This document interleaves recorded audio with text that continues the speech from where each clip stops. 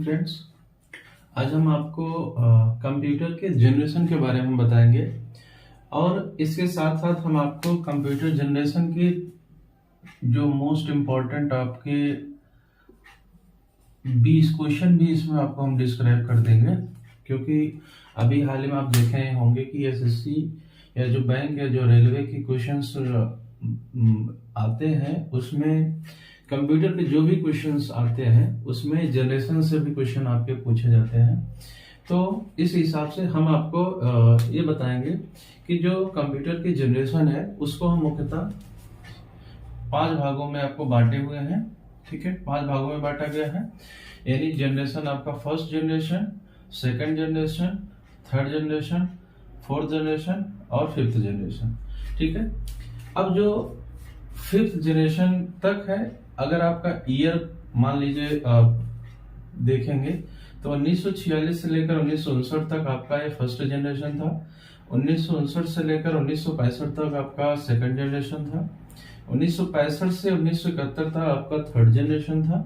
1971 से लेकर 1980 तक आपका फोर्थ जनरेशन था और 1980 से लेकर अभी तक जो आपके क्या है ये फिफ्थ जनरेशन चल रहा है। ठीक है, अब हम डिस्कस इसमें कर लेते हैं कि जैसे क्वेश्चन क्या पूछा जाता है। क्वेश्चन पूछा जाता है कि जैसे आपका जो वैक्यूम ट्यूब है, ये आपका वैक्यूम ट्यूब है, ये किस जनरेशन में पूछा गया था। ठीक है, ये चीज क्लियर हो गई, यानी आपका क्वेश्चन आपका ये हो गया। क्योंकि अगर आप पूरा वीडियो देखेंगे तो इसमें 20 क्वेश्चन आपके जो इंपॉर्टेंट होते हैं वो बन के आएंगे और वो आपके आप चाहे तो नोट्स भी बना सकते हैं और भी जो बैंक एसएससी उसमें भी आपका ये यूज होगा। अगर इसके साथ साथ आप सर्टिफिकेशन का कोई कोर्स करते हैं, जैसे आपका डीसीए, पीजीडीसीए वगैरह भी करते हैं, तो आपका अगर थियोरेटिकल नॉलेज या प्रैक्टिकल नॉलेज रहेगा तो आप कहीं से भी आप सर्टिफिकेशन या हमसे भी आप मैसेज आप करके आप सर्टिफिकेशन ले सकते हैं। ठीक है ना, तो आप इसके लिए आप नॉलेज के लिए भी पढ़ सकते हैं और आप साथ साथ सर्टिफिकेशन के लिए भी इसको आप पढ़ सकते हैं। ठीक है, अब आता है सॉफ्टवेयर। अगर कहा जाता है कि जो फर्स्ट जनरेशन था उसमें सॉफ्टवेयर क्या यूज होता था, उसमें आपकी मशीन लैंग्वेज यूज होती थी। कौन सी मशीन लैंग्वेज? जैसे आपका ENIAC, ये आपका एग्जांपल है, ये कंप्यूटर हुआ करता था, electronic numeric integrated and calculator. ठीक है, अब आते हैं सेकंड जनरेशन की ओर। सेकंड जनरेशन आपका 1959 से 1965 तक आया था। इसमें क्या यूजेस होते थे? इसमें आपके यूजेस होते थे ट्रांजिस्टर और मैग्नेटिक टेप वगैरह। ठीक है, अब इसमें जब आपका सॉफ्टवेयर देखेंगे तो सॉफ्टवेयर इसमें आपकी असेंबली लैंग्वेजेस यूज होती थी, जैसे कि आपका कोबोल वगैरह, ये आपका। ठीक है, और उसके बाद में जो आपके एग्जांपल्स हैं, IBM इंटरनेशनल जो कि बिजनेस मशीन 1620 इन 7091 इसमें यूज हुआ था। ठीक है ना। अच्छा, ये क्वेश्चन इसमें जैसे हम आपको पहले बता दिया, दूसरा पूछा गया था कि जैसे आपका ENIAC है, तो ENIAC आपका किस जनरेशन का कंप्यूटर था? आप क्या बताएंगे? फर्स्ट जनरेशन का था। इसका फर्स्ट जनरेशन का था। ठीक है, ये दूसरा क्वेश्चन हो गया। अब तीसरा जैसे आपका पूछा गया सेकंड जनरेशन की, आपकी पूछी जा सकती है कि सेकंड जनरेशन की एज क्या होती थी, ईयर क्या था, तो आप बताएंगे 1959। फर्स्ट का 1946, थर्ड का 1965, यानी कुल मिलाकर आपके 5 क्वेश्चन आपके बन गए। ठीक है, इसमें ये पूछा जाता है कि आपका हार्डवेयर का क्या बताएंगे? आपका ट्रांजिस्टर। ठीक है, अब आते हैं थर्ड जनरेशन की ओर। थर्ड जनरेशन में आपका क्या था? 1965 से लेकर 1971 तक के आपके जो कंप्यूटर्स जो बने हुए थे, जो भी उसमें क्या था आपका थर्ड जनरेशन के कंप्यूटर माने गए। अब इसमें क्या आपका हार्डवेयर क्या यूज होता था? SSI। ठीक है ना, आपका मान के चलिए कि जो स्मॉल इंटीग्रेशन वाले, तो स्मॉल साइज के इंटीग्रेशन के, मीडियम स्केल से इंटीग्रेशन के, या IC चिप वगैरह जो होती थी वो आपके हार्डवेयर में यूज होती थी। अब यहाँ पे आपके ऑपरेटिंग सिस्टम आपके यूज होने लगे थे। ठीक है ना, ऑपरेटिंग सिस्टम या हाई लेवल लैंग्वेज, ऐसे ALL का मतलब होगा हाई लेवल लैंग्वेज। अब आपके यहाँ पे मिनी कंप्यूटर जो भी यूज होते हैं, अगर आपसे क्वेश्चन पूछा जाए कि आपका जो मिनी कंप्यूटर वो किस जनरेशन में आए थे, आप क्या बताओगे? कि थर्ड जनरेशन में आए थे, क्या थर्ड जनरेशन में आए थे। ठीक है ना, इस क्लियर हो गया। अब आते हैं फोर्थ जनरेशन की ओर।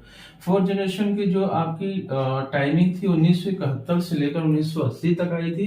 इसमें आपका माइक्रो प्रोसेसर आ गया था। ठीक है ना, माइक्रो प्रोसेसर आ गया था।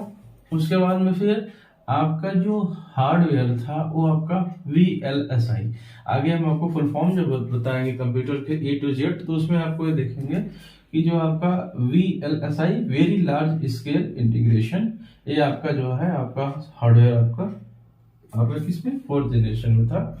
यानी माइक्रो प्रोसेसर आपका आ गया था किसमें, 4th जनरेशन में। ये भी आपका ये क्वेश्चन पूछा जाता है, ठीक है ना। उसके बाद में अब इसमें जो सॉफ्टवेयर है, सॉफ्टवेयर इसमें आपका डाटाबेस यानी DBMS वगैरह भी आ गए थे, एक्सेल वगैरह जो आपका आ गया था वो किस जनरेशन में आ गया था, आपका 4th जनरेशन में आ गया, ठीक है। और आपके जो एग्जांपल्स हैं माइक्रो कंप्यूटर्स जो आपके थे वो आपके किस में आ गए थे, आपके 4th जनरेशन। यानी मिनी कंप्यूटर आपका कब आया था, 3rd जनरेशन में, और माइक्रो कंप्यूटर आपका कहाँ आया था, 4th जनरेशन में। ये चीज क्लियर हो गई, ठीक है। आते हैं अब 5th जनरेशन के, यानी जो आज की जनरेशन आपकी कहाँ पे है, वो 5th जनरेशन में है।